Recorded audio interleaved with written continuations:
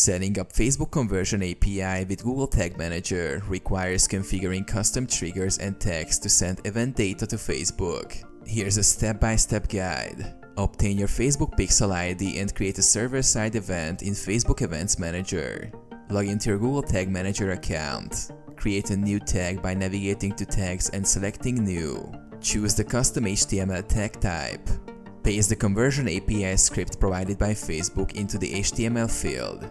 Add triggers to specify when the tag should fire. For example, trigger the tag on specific page views or interactions. Test your tag by previewing it in Google Tag Manager's preview mode.